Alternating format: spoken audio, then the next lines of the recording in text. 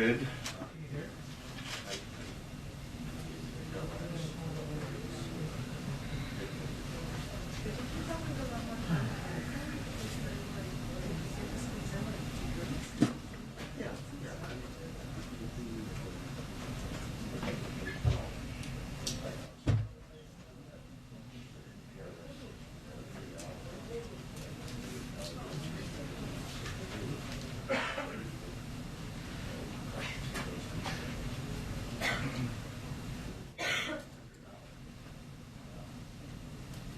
Ladies, one of these things to start doing.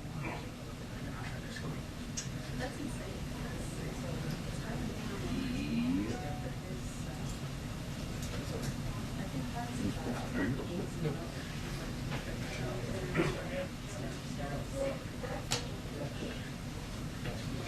Well, there's that.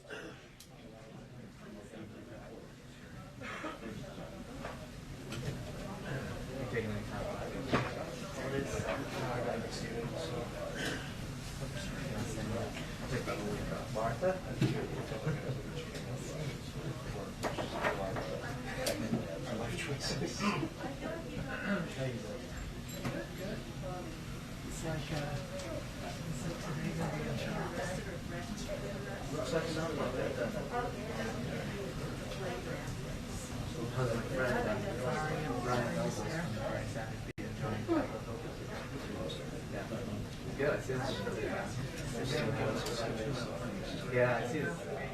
He writes a lot too.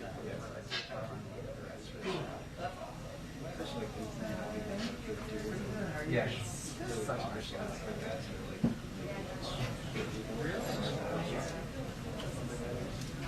so I'm not waiting.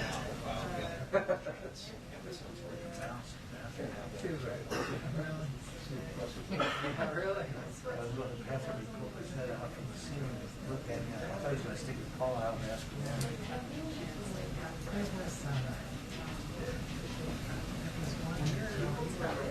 This was years ago. Like and he sees years ago. That hurt screen. Everybody, I can't remember who it was that got it. Can you read this? Because I can totally see it. Oh yeah. Exactly what is going on. I'm always frustrated. I believe it.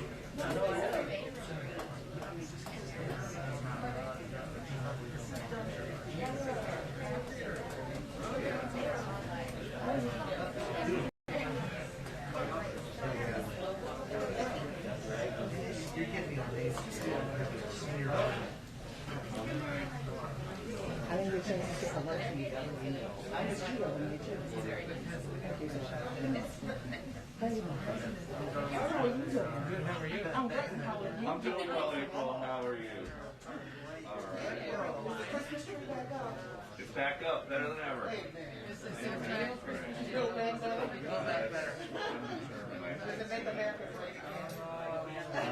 It's part of this business season.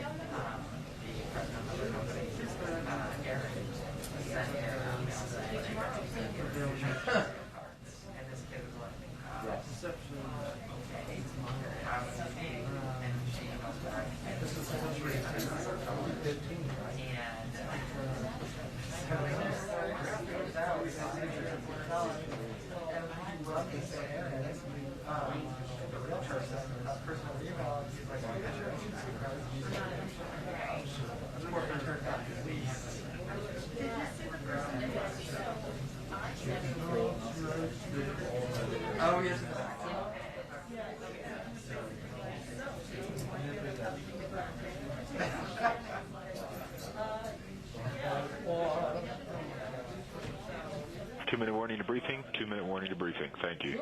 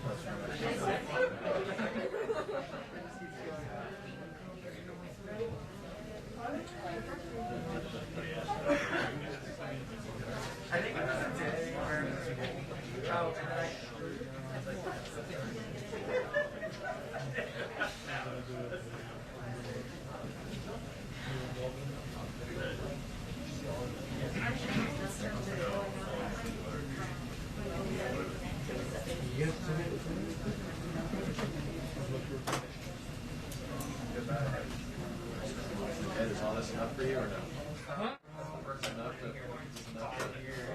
Enough to make you go. No. From AAA?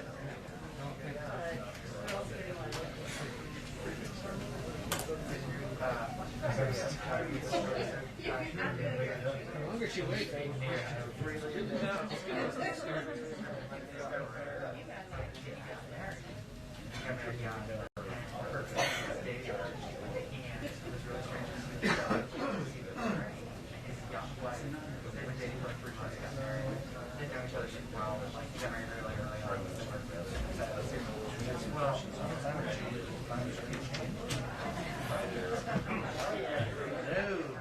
We made it. Hello. Heads up, indeed. Good afternoon, everybody. Okay.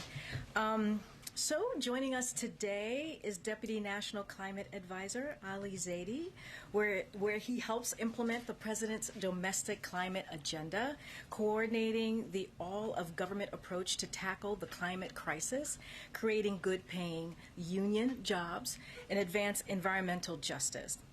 Ali was formerly at Stanford's Precourt Institute for Energy, where he taught graduate students in STEM on economic and technology policy topics related to climate change. For 8 years, Zaidi served in key roles within the Obama-Biden administration, including as the Associate Director for Natural Resources, Energy, and Science at OMB, as Deputy Director of Energy Policy for the Domestic Policy Council, and as a Senior Director for Cabinet Affairs. He is here today to discuss the Biden-Harris lead pipe and paint action plan, which was announced earlier today. I hope you all join me in welcoming him to the podium and to the briefing room. It's his first time, so all yours. He's going to take probably like 2 or 3 questions afterwards. I'll let you know who gets called on, but thank you so much, Ali. The podium is yours. Thank you, Karine, and good to be with everybody here today. President Biden and Vice President Harris believe that no child, no family, no American should have to worry about lead exposure from the water that they drink or the air that they breathe. That's why today we're announcing the Biden-Harris lead pipe and paint action plan. 10 agencies stepping forward with 15 bold actions, the nation's largest investment in infrastructure to take on and tackle this public health crisis and this staggering source of environmental injustice. Let's do some of the numbers here. Lead exposure threatens millions of Americans through their water, up to 10 million households and 400,000 schools and child care centers. Through lead paint in nearly 24 million housing units. This is where people live. And we know that these exposures are highly unsafe, especially for our kids. We're not just finding out. We've known this for over 100 years. In fact, Congress passed a law banning new lead pipes in the year I was born. And in the years since, we've let these pipes persist in our communities. And the truth is, they persisted the longest in low-income communities, whether rural or urban, and in communities of color. The good news is this: we know how to get after this challenge and fix this problem, and that's why President Biden and Vice President Harris have made replacing lead pipes a centerpiece of the bipartisan infrastructure law, and why today Vice President Harris stood with child health champions and labor union leaders alike to join together and issue this action plan with a new goal to make rapid progress replacing all lead pipes in this decade, working in close collaboration with our state, local, and tribal partners with a focus on communities that have been underserved and overburdened, and in a way that creates good-paying jobs, jobs welding and fabricating, jobs fitting and installing these upgrades, jobs in infrastructure that can support a family. Today's action plan has three pillars. The first is about getting resources into the hands of communities. EPA is announcing that nearly $3 billion from the bipartisan infrastructure law will be deployed next year in 2022 to replace these pipes. And we're going to tap into the American Rescue Plan that the President passed at the beginning of his administration with its $350 billion in state, local, and tribal recovery funds. Second, the EPA is writing new regulations that will strengthen the lead and copper rule, including enhanced testing requirements. This is absolutely critical that we pair the investments with clear standards about where we need to go. And third, we're marshaling tools from across our agencies, 10 of them bringing actions to the table so that we can tackle this crisis head on. And just as an example, we've got a cabinet level partnership, a bunch of agencies coming together at the very top of the agencies, focused on lead remediation in schools and child care centers. We've got the CDC working overtime to make sure we close those gaps that we have in critical health screening. Across our federal housing portfolio, HUD, USDA, the Department of Interior, we are working to eliminate lead pipes and lead paint hazards. And we've got EPA and the Department of Labor working with local communities, not only to accelerate projects, but make sure that we do them in partnership with unions. Thanks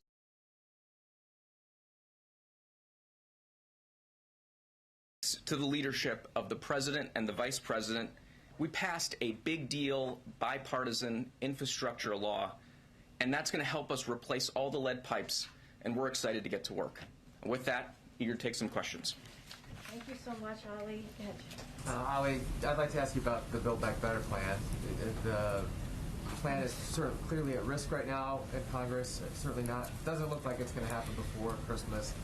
The climate piece is a good chunk of that. What will you guys do in your office if those provisions don't end up getting passed? And how does the President then intend to proceed with his goals of reducing emissions without it? Jeff, thanks for the question. You know, what we're talking about today, I think, reinforces the case for investing in America. Every dollar that we invest in this challenge to take on the lead pipe crisis around the country yields $3 of benefits. It's going to unlock good jobs. It's going to unlock public health benefits. It's going to help revitalize communities left out and left behind. And the Build Back Better Act does exactly that same thing, a playbook that is focused on boosting our economic resilience and taking on the climate crisis. And we're excited to be involved in conversations that help us move forward. But let me also note this. From day one in this administration, Every single day, the president has been advancing critical climate action. You look at some of the actions we've taken in just the last few months, tackling super pollutants in the form of hydrocarbons, tackling methane emissions, not only here, but bringing around over 100 countries from around the world to take on the same challenge, making sure we're shifting quickly to an electric vehicle future. So we're excited to be continuing to push forward in an ambitious way, in a bold way, and I think today's announcement really brings home the point. If we invest in America, we create good paying jobs, we unlock environmental benefits all at the same time. Well, just to follow up, what are your biggest concerns about things that may be taken out of that bill, if it passes at all, in the climate space? You know, again, want to focus on what we're doing today because, as I noted,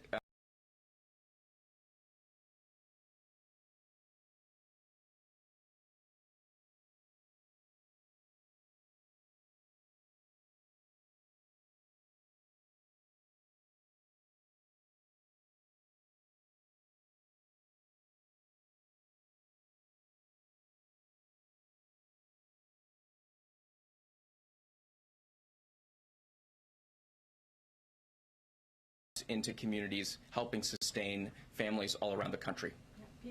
Ali, thank you for being here. The president had said he wanted $45 billion to deal with lead pipes and to deal with this issue in the infrastructure bill. Obviously, he got closer to $15 billion. You guys say that's still enough to deal with it 100%. How is that the case if you only got a third of the money you were looking for? Absolutely. Thank you for raising that question. One of the things that's been remarkable, and I think this is the case on lead pipes. I think this is the case on a lot of things. You look at electric vehicles, for example, in just this last year, and it's accelerated since folks got together on the South Lawn in August. We've had the Detroit 3 invest almost $100 billion into the electric vehicle future. The strength of this president's leadership, the certainty and clarity with which he has projected the vision, I think is bringing folks to the table with resources and creativity. And one example of that creativity is the American Rescue Plan, which included $350 billion to support state and local governments. We've got folks in Milwaukee who now have $6 million from that ARP funding that's supporting job training to help replace lead pipes. We've got folks in Duluth, Minnesota, $11 million from that American Rescue Plan going towards lead remediation.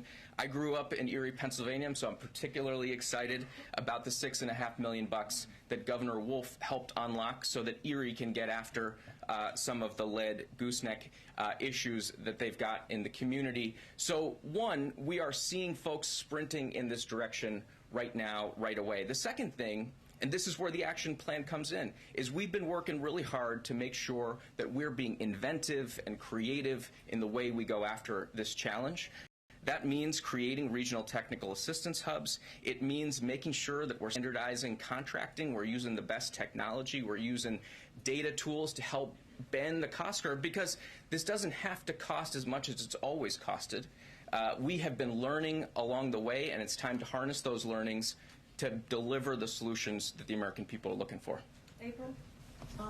Crunching the numbers a little bit more and drilling down a little bit more. When you talk about different areas, a lot of it's a heavy lift when it comes to piping and infrastructure and going into houses, going into streets. And then you have the paint in homes. It's easier to remediate. Over these 10 years, can you give us the numbers, the anticipation of numbers that we're going to see when it comes to the remediation of pipes, lead pipes, as well as paint? Could you give us the stats that you have? Yeah, absolutely. We know today, we estimate that there are 6 to 10 million homes that are impacted by lead service lines, and we need to do everything that we can to move as quickly through that challenge as possible. But we also recognize, and I think it's important to be transparent about this, that a little bit of this is mapping the topography of the mountain as we're starting to climb it. We have to go out there. We have to collect the data. There are communities around the United States where we don't know where the pipes are. So those are estimates. We need to figure that out on the front end. That's why we're investing in the data and the community engagement to figure that out. But the goal is very clear. within this decade, making sure we're getting after that challenge. And on the lead paint front, that is a place where we need to continue to accelerate and marshal investment. It's something where the Build Back Better plan actually does invest dollars, and we're using the resources we have already available to us. Talked about HUD, USDA, and also the Department of the Interior, which works in Indian country, making sure that we're making those resources available. But as you talk about climbing the mountain, do you still at least have a baseline of what you want to see accomplished over this decade? Yeah, the baseline is this. We've got $15 billion of funding in the bipartisan infrastructure law. We're going to move $3 billion of that next year. We're going to leverage that significantly. We're going to mobilize the resources we're already mobilizing through the American Rescue Plan that are creating jobs right now and improving quality of life and health conditions in communities like Duluth, like Milwaukee, like back home in Erie, Pennsylvania. We're excited about that work. Just real quick, Allie, and thanks for being here. You say $3 billion of the $15 billion will be sent out next year. Do you yet know when precisely, approximately, the first lead pipe will actually be removed from the building and replaced with a new one? We are seeing, Ed, thank you for the question, and I remember you from your Federal Eye days, so good to see you. It is throwback. It is so important that we start making this progress right away. And you look at, for example, the city of Pittsburgh, which now has a plan to get all the pipes out by 2026. The funds from the American Rescue Plan already mobilized and taking pipes out of the ground, replacing them with a safer alternative. These dollars will accelerate that effort, and I don't think we're skipping a beat here. What we've been doing as an administration is building the relationships and building, to use a maybe tried term, the infrastructure to deliver the resources that we need and make sure it gets metabolized in the system as quickly as possible. So I think that the short answer to your question is it's already making a difference in communities right now, and we're really excited about that. Thank you for being here. Could you address environmentalists, their concerns about the plan just setting a goal for removing the lead service lines versus mandating that these lines be removed? Can you explain why the administration has gone that way and not? Absolutely. I'm really. I am as an environmentalist. Appreciate you asking that question. This is a multi-prong approach, and setting the goal is the motivation. And I think the point, hopefully, I've conveyed is simply by setting that goal, President Biden, Vice President Harris have motivated action in communities all around the country already, but that's not enough.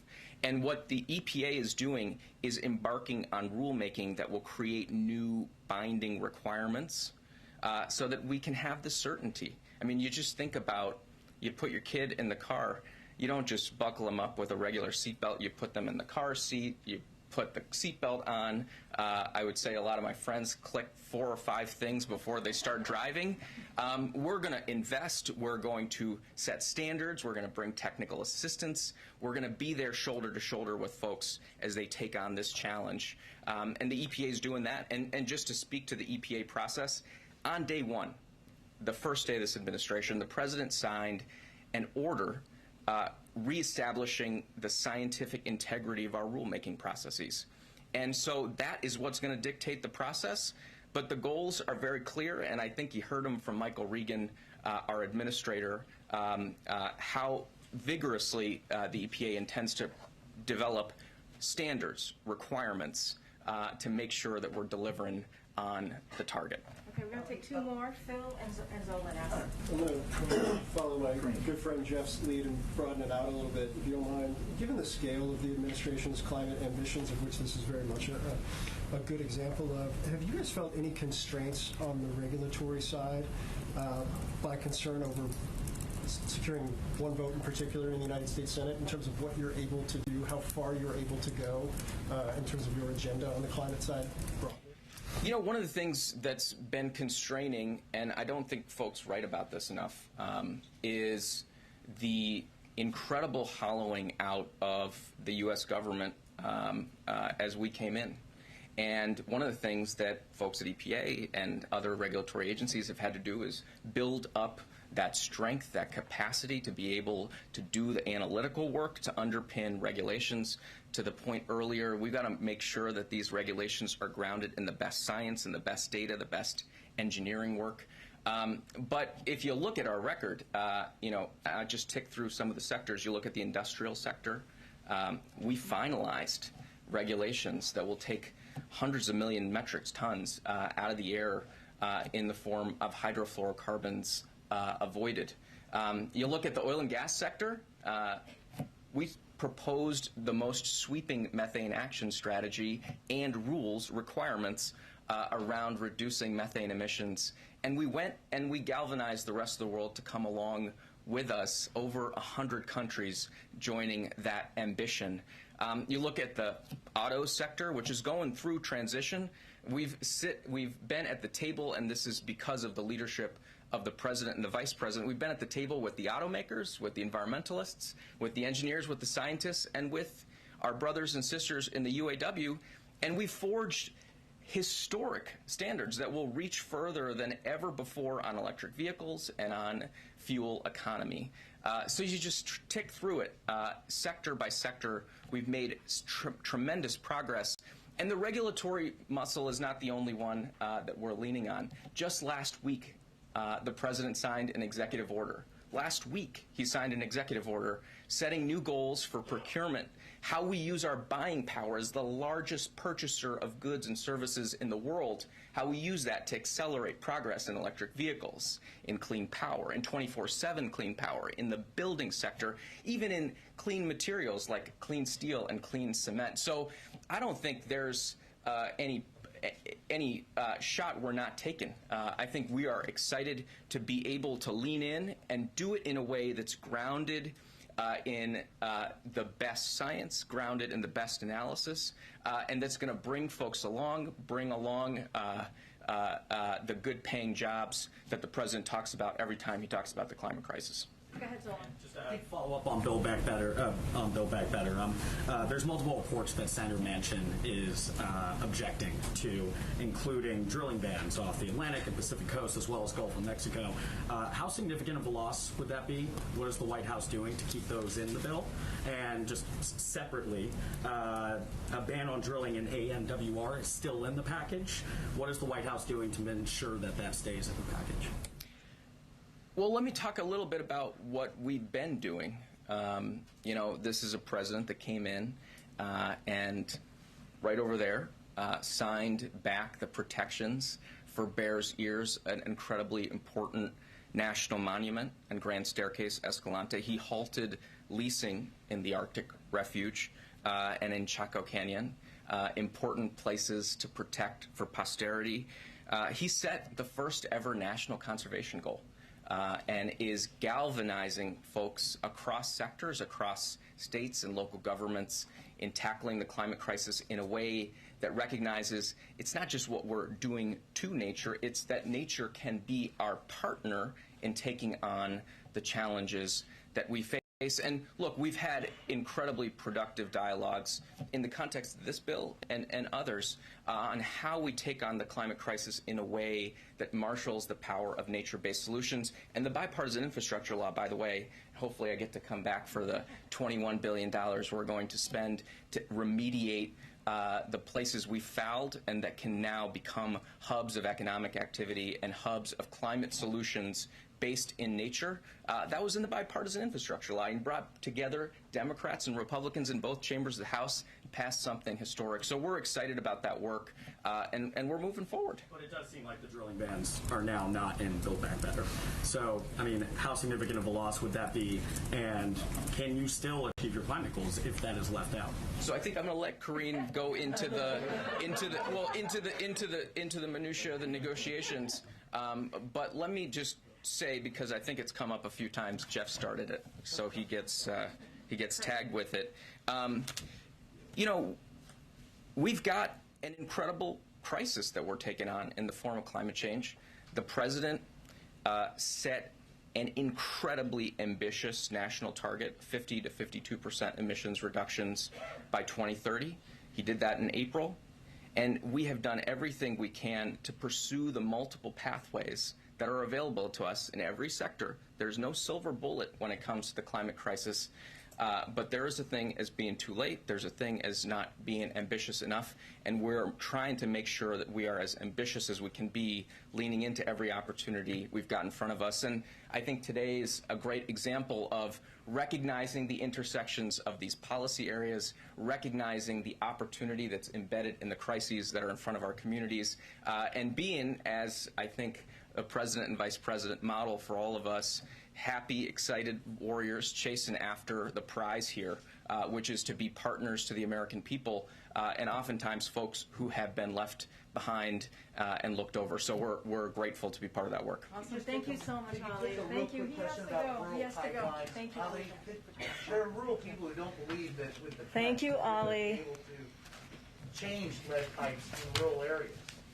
Lean into the possibilities. Love that. Okay. Okay, I have a couple things for everybody at the top, but first I want to welcome the members of our Domestic Policy Council who are here. I'm continuing a tradition that Jen started earlier this week in welcoming some staff members here, and also the climate team. They do amazing work, and we couldn't be here without all of the policy, wonkiness that you guys do. So thank you so much and welcome. Okay, a few things at the top. I think there is there's a chart. We love charts here. Today we received further evidence that our jobs recovery is one of the strongest ever. The average number of Americans filing for unemployment over the last 4 weeks is now at its lowest level since 1959. As you see, 69, pardon me, 69, giving ourselves 10 extra years, but I meant 69 here. We've added nearly 6 million jobs this year, the most any first-year president in history, and the number of people receiving unemployment benefits has dropped from 18 million to 2 million since President Biden took office. Thanks to the American Rescue Plan and our successful vaccination program, Americans are back at work at a record-setting pace. And families have more money in their pockets. Americans on average have about $100 more in their pockets each month than they did last year after accounting for inflation. But even as we built an historic jobs and economic recovery, we have dealt with rising prices and supply chain challenges because of the pandemic, along with every other developed economy. Fighting that inflation and lowering costs for the middle class is the president's top priority. While other countries face similar challenges, America, uniquely in the world, is racing ahead with more jobs, more growth, more new small businesses, applications, and more opportunities, allowing us to tackle rising prices from a strength of position. President has taken strong progressive measures to combat these actions with a port action plan, the largest release from our Strategic Petroleum Reserve ever, and actions to combat anti-competitive price gouging, including the industries that affect food prices. And today, the administration builds upon the President's Port Action Plan and recent investments in our nation's marine highway system with new actions to strengthen America's trucking workforce, another critical link in our supply chain. So over 70% of American goods are shipped by truck, and in most communities, trucks are the only form of delivery. The Truck Action Plan will cut red tape, make it easier for people to get commercial licenses, expanding trucking apprenticeship, and launch outreach efforts to recruit new drivers, including by reaching out to veterans who already have the skills and experience to fill these jobs. This is the largest action the administration is taking to address supply chain blockages with the goal of reducing prices. So this is a big day for the administration. lead pipes and taking on the supply chain with the trucking, our truck announcement.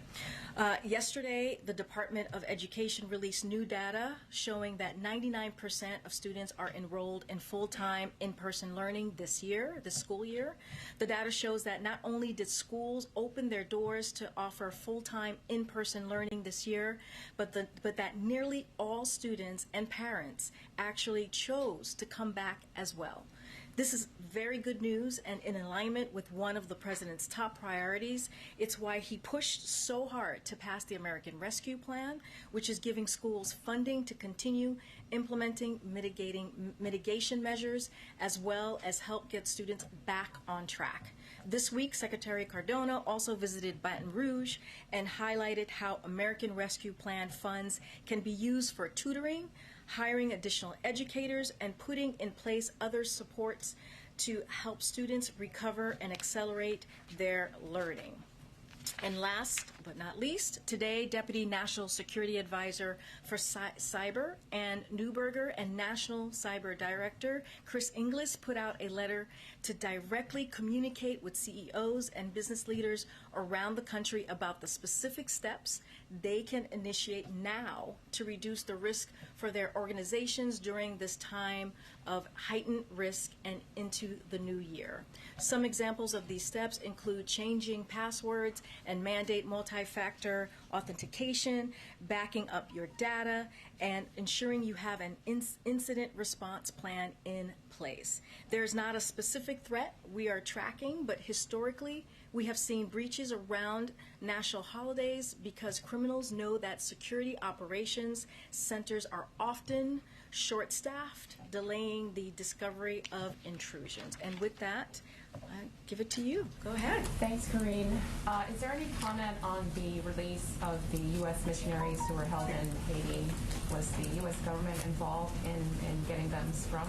So we welcome reports that they are free and getting the care that they need after their ordeal, clearly. We are thankful for the FBI, the State Department, and Haitian law enforcement officials who have been working tirelessly to get these missionaries safely home. As Jake Sullivan said when this ordeal began, the president received daily updates on this issue. The U.S. government has been working tirelessly over the past 2 months to get them released and get them the medical care and support they need after an ordeal like this. Protecting the welfare of Americans overseas and freeing Americans held against their will is a top Biden administration priority. For any specifics on the details of this, I would refer you to the Department of State. And then today, the president had a conversation with several senators about voting rights. Can you, talk a little bit about that, the senators that he was talking to, and how did that conversation come together in the first place? Was it initiated by the White House or the senators? So today, the president, as you just mentioned, Darlene, and the vice president met virtually with Democratic senators to discuss voting rights. The senators provided an update on their progress, and the president and the vice president reaffirmed the importance of acting to ensure that every American can vote and have that vote be counted. The members they spoke with include Senators Schumer, Kaine, King, Klobuchar, Manchin, Merkley, Tester, and Warnock. The president has been getting regular updates on this from his team, who all of us have made voting rights a priority. And one last one. Yesterday, he was asked a question in Kentucky, and he said that if we can get congressional voting rights done, we should do it. If we can't, we've got to keep going. There's nothing domestically more important than voting rights. It's the single biggest issue. Was he speaking generally about voting rights in the sense that if we can get it done, we should do it? Or was he trying to say that Build Back Better should now take a back seat and voting rights, the Senate should? That's a jump. Well, it would be. That's a jump. So let me just lay a couple of things out for you. The president has made clear that the systematic effort to deny people the right to vote in this country is just plainly wrong, unconstitutional, and goes against the very foundation that our democracy was built on. The president believes the right to vote is the cornerstone of our democracy and has repeatedly urged Congress to act to protect the right to vote and access to voting. He has addressed this issue in front of Congress. He has addressed this issue privately with members of Congress and senators, as I just read out, and of both parties he's done this. He has addressed this issue with civil rights leaders at the White House. And so, protecting the cornerstone of our democracy should not be a partisan issue, but sadly, what we're seeing is that this has been the case. So in the past, voting right has been a bipartisan issue. So my question to Republicans are, how has this changed? Why has that changed? So as the president said yesterday, to your point, there's nothing more urgent than passing voting rights and getting that done. Anyone who knows this president has followed his career on voting rights and knows belief is core to who he is, and will continue to work with Congress to get this done, and he's going to continue to focus on it, and so will his team. Follow on that. Thank you. Earlier this week, the White House described talks between the President and Senator Manchin as constructive and productive, but sources on the Hill say that these talks have actually been going very poorly, and it does now appear that Build Back Better doesn't have a path forward this year. So I'm wondering, how now would you describe the conversations between the two, and what, again, were those areas of productivity earlier this week? So, as you all know, we don't go into specifics. We have a policy of not talking about private conversations, and even Manchin said that himself. Person-to-person conversations should be kept private. So the president discussions with lawmakers outside of readouts that we have, usually we keep that promise. So I don't have any more details to offer beyond what we've said this week. The president is determined to get this done as soon as possible. We're talking about cutting costs for American families. We're talking about child care, elder care. We're talking about prescription drugs, lowering the cost of prescription drugs, which is so critical and important to American families and just to Americans across the country, and also universal pre-K. All these things are critical, and that's what the president is going to continue to focus on. And I'm hoping you can clear something up here when it comes to the question of 2024. The vice president did an interview with the Wall Street Journal, and she was asked if she assumed that Biden would run again. And she didn't say yes. She just said that the two of them hadn't talked about it. Of course, you all and the president himself have said that he does plan to seek re-election. So what's the disconnect here? Why? I can't speak to a conversation that the vice president and the president has. I could only say and reiterate what Jen has said and what the president has said himself, that he is planning to run for re-election in 2024. I don't have any more to add. But just to be clear, when the president says he plans to run again, he means with Harris on the ticket? Yes, he does. There's no change. Yes. Go ahead. Karine, can you give us a sense of where the White House sees Build Back Better right now? Do you expect to get any more progress before the end of this year, or is it likely now, from your perspective as well, to be done in 2022?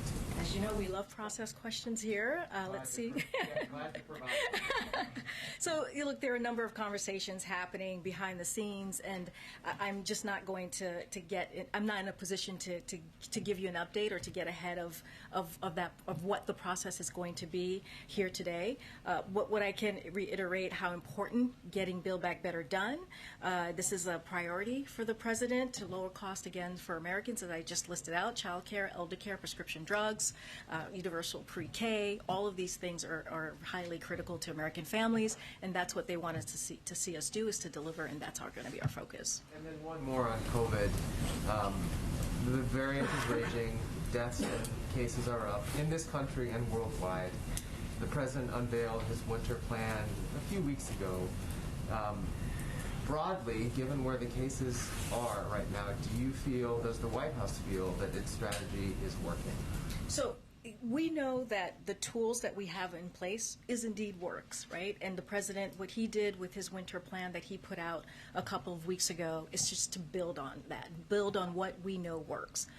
So our commitment, just to lay out a little bit here, is to sharing information transparently and as expeditiously as we can. We also want to make the most important thing clear, and we must all, in this moment of the pandemic, we both know and have the tools, as I just mentioned, we need to protect us, different than any other points of this pandemic. If you think about where we were a year ago, we had less than 1% of the population that was fully vaccinated. Now we have 71% of the American public that's fully vaccinated. So we are in a different place than we were before, and that's because what we know is working, what the tools that we have, we know are working. So the most important and encouraging news we have is that vaccines in particular, boosters, we know protect us. And thanks to the president, they are widely available. So yesterday, Dr. Fauci told the American public that the existing vaccines are optimal for our protection against Omicron, so we need to get everyone who is vaccinated now boosted. We've made them readily available. They're free. And through the winter plan, as I just mentioned, we have AARP doing extensive outreach to our most vulnerable, pharmacies doing proactive outreach and expanding availability, and have a continued ramp up paid media campaign driving Americans to their boosters. We also know it's critical Americans not lose sight of masking indoors where CDC recommends this. We've been clear that we must follow this simple measure we know helps to stop the spread. And beyond vaccine effectiveness, we're looking at transmittable severity. We know vaccines and importantly boosters are critical, as Dr. Fauci also messaged. So we also know this is more transmittable variant, the Omicron, and so we have to do everything that we can to get people vaccinated quickly and get boosted, and also boosted as quickly as we can. So we're just going to continue pushing forward the plan, the tools that work to get Americans vaccinated and boosted. Okay, yeah. Just back to Build Back Better for a second. Some senators emerged from their lunch today suggesting the president himself would have a little more to say about the future of Build Back Better later today. Is that something we should still be anticipating? So I don't have anything to share with you. Clearly, if the president has more to say, we will let you all know, but I don't have anything at this moment. Before you came out here, speaking of boosters, and it may have crossed paths with you guys coming out here, the CDC, vaccine advisors to the CDC apparently voted unanimously to recommend people seeking vaccines or boosters go with Pfizer or Moderna instead of Johnson & Johnson. Yep. The CDC director will have to make a decision ultimately, and should be announced later today, I guess. I'm just curious at this point, what would be the message to somebody who has a J&J shot, and is it responsible for the United States to continue distributing that shot not only in this country but around the world if the vaccine advisors are saying? So as you know, ACIP is an outside advisory panel, so the ACIP regularly meets to discuss the vaccines and clinical usage, as Dr. Walensky said yesterday, so it's not unusual. This is regularly happening. Whatever decision they come to will go then to Dr. Walensky, and we will follow her guidance once we get that. But what we know right now and can focus on is that the importance of getting vaccinated and boosted, as I just laid out, we have 3 effective vaccines available to people widely around the country, and right now what we know, it is critical to get vaccinated and boosted to protect yourself from Omicron. So that's what we know at this moment, is that we have 3 that are effective. If she were to come back and say, and this is a hypothetical, I want to stress that. Yes, I know it is a hypothetical. In this room. We do not like hypotheticals in this room. Do we know whether she could say we shouldn't be giving out J&J anymore, and how quickly it could be removed from the market? I can't get ahead of what Dr. Walensky is going to say. We follow the science. We listen to the public health experts. That's our motto here, the North Star, if you will. And I'm going to leave it to Dr. Walensky. Yeah. Just want to circle back to Russia. Have there been any updates in terms of, I know there was obviously a U.S. official in Moscow, where things stand on the talks, any announcements about future talks maybe coming in the days or weeks ahead? Yeah, so we're constantly consulting closely with our European allies and partners to determine the best way to proceed with the security talks that President Biden and President Putin agreed to very recently. Today, National Security Advisor Sullivan had a call with his B9 counterparts. Yesterday, he spoke with Russian Presidential Foreign Policy Advisor. Today, Assistant Secretary of State Karen Donfried is in Brussels meeting with NATO allies to brief them on that conversation and on her meetings in Kiev and Moscow, which she had this week. Our focus continues to be diplomatic progress and de-escalation. That is the most important thing here. We believe progress is possible on ending the conflict in eastern Ukraine through implementation of the Minsk agreements in support of Normandy format. So that is our focus right now. Okay, and then just one more on circling back to Build Back Better. Yep. I know the president's a veteran of these types of things, 36 years in Senate Vice President. Does he view this as just kind of a step in the process? Is it a setback? What's kind of his perspective on where things stand right now in these talks? Yeah, so I just to step back for a second and look at the big picture of what we've been dealing with here. So this president and the congressional leadership team, working with two of the narrowest majorities possible, has passed several of the most impactful economic legislation in American history. He turned around a failing COVID response and a sputtering economy, and he's taking strong action to address the financial challenges that Americans care about the most. His leadership and bills and those bills now resulted in unprecedented economic recovery that is the envy of the world, historic job growth, the fastest drop in unemployment in history, strengthened supply chains, and boosted competitiveness against China. We delivered because we stayed focused on what the American people care about and did the work. That's exactly what's happening here. Meanwhile, Republicans are actively seeking to hurt the pandemic response, explicitly rooting for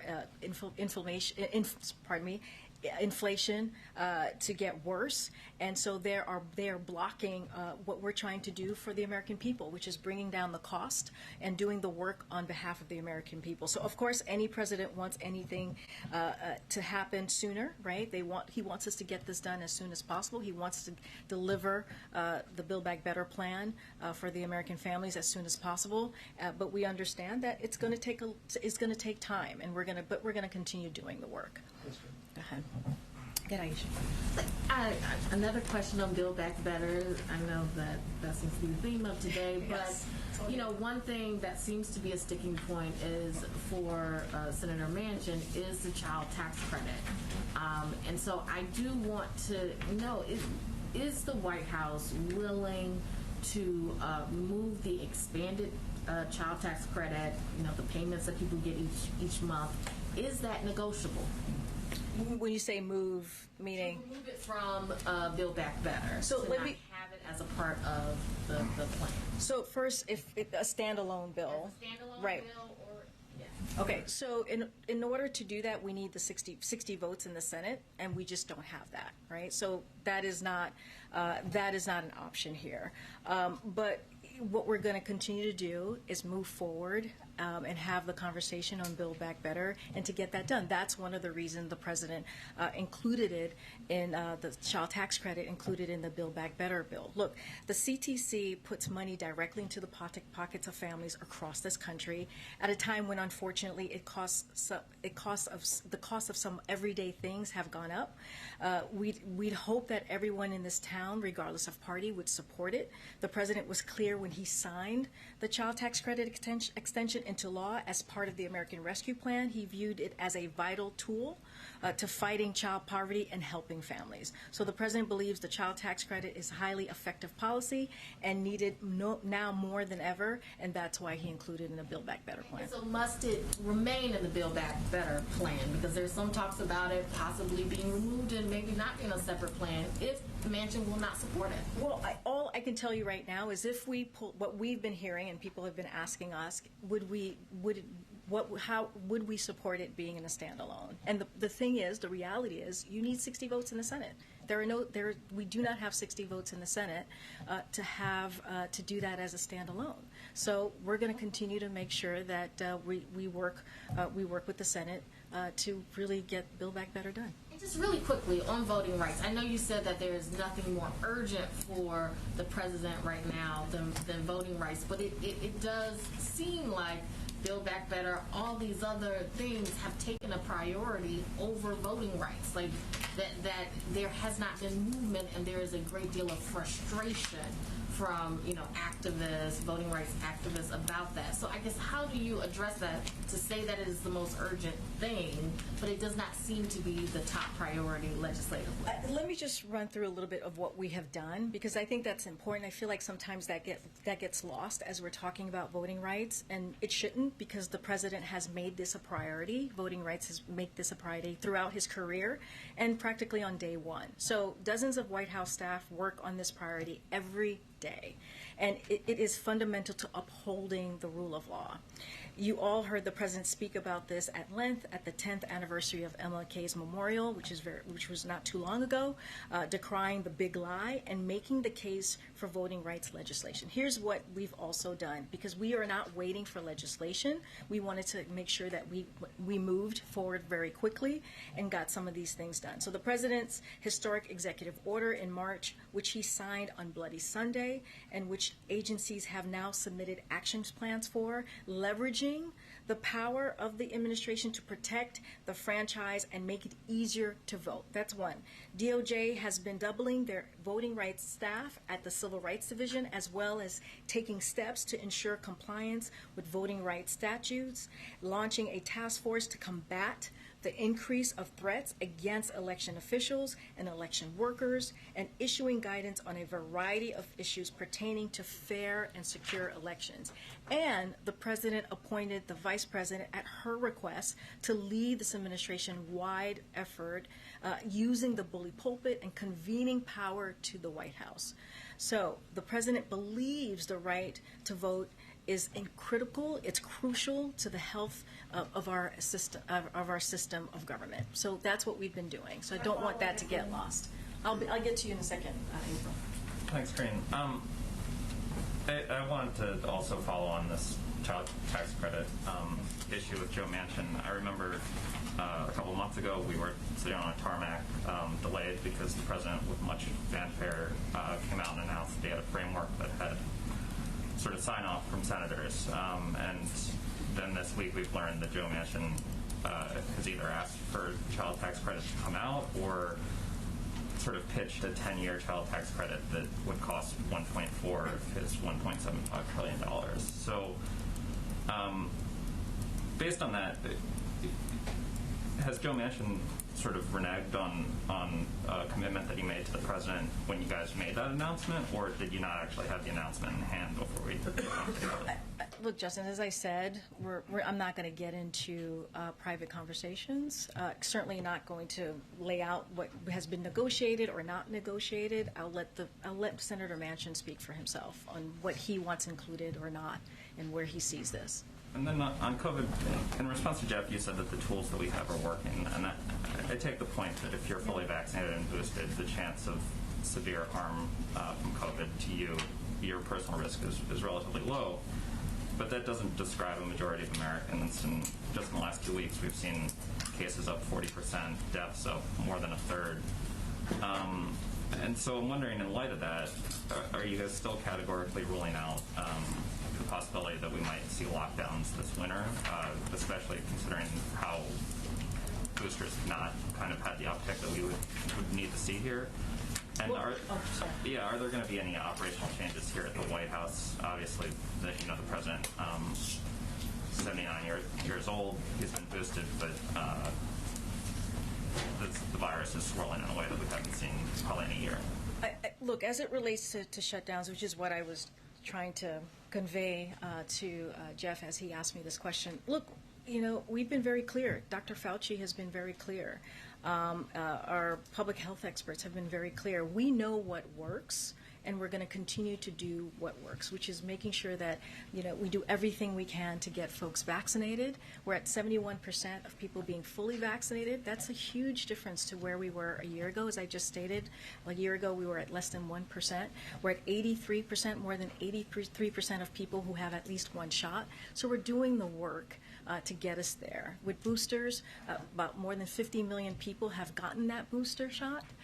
And the president laid out his winter plan about 2 weeks ago to really talk about those the 12 tools, additional tools to build on what's working, to make sure that we offer it, the American public feels like they have that access and feel comfortable in getting that booster shot. So it's important. We got to make sure that we take care of our seniors, our most vulnerable. So that is what we know. We listen to the science. As I said, that is the North Star for us.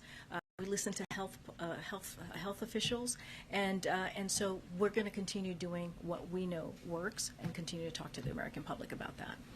Go ahead, Peter. Thanks, Karine. First, a little before you came out here, report crossed. Why is the administration suspending talks for cash payments to the families of illegal immigrants separated at the border? If the president has said, you lost your child, it's gone, you deserve some kind of compensation no matter the circumstance. Did he change his mind? Does he no longer think that these people need compensation?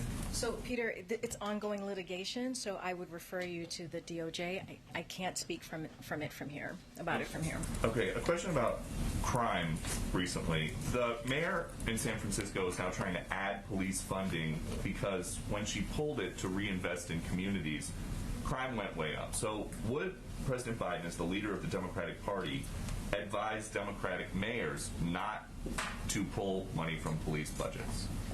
So I can say this. It is absolutely unacceptable when gun crimes are taking lives, when families don't feel safe going to the park or their local schools, when thieves feel impunity in stealing from retailers. So we applaud the mayor making sure that there is more police presence in the city to protect Americans. So if you're a mayor, this is what we say to local leaders, if you're a mayor or a local leader, there is a crime problem in your community, we think you should step up and do something about it, just as many mayors are already doing. And we've made clear that we're going to offer federal support to help you do that and to keep communities safe. As just one example, the Department of Justice announced last month grants to help put 50 more cops on the beat in San Francisco and funding for over 1,000 more community-oriented policies roles nationwide. The president has proposed doubling that program. So we want to make sure that that mayors and local leaders do indeed step up and make sure that they're protecting their community. And then just one more topic really quick. We got to wrap it up. Okay, just quickly, why is President Biden telling people still that the vaccinated cannot spread COVID? Can you say more? Yeah, in a local interview on Tuesday, he said, how about making sure you're vaccinated so you do not spread the disease to anybody else? The CDC says people who get vaccine breakthrough infections can be contagious. Well, I'll say this. I didn't hear this interview, so I would have to see it in its full context. What I know and what the president believes is that we have to listen to the science, we have to listen to our public health officials, and that's what the president believes. Thank you. Oh, in South Carolina? Yes. What's the topic? Is it talking about learning life? We'll have more to share with you on that later, but we know we have to go. And if you want, you can come and see me in the back, and I can get you more information. Thanks everybody. Thank you. Thank you. Thanks, everybody.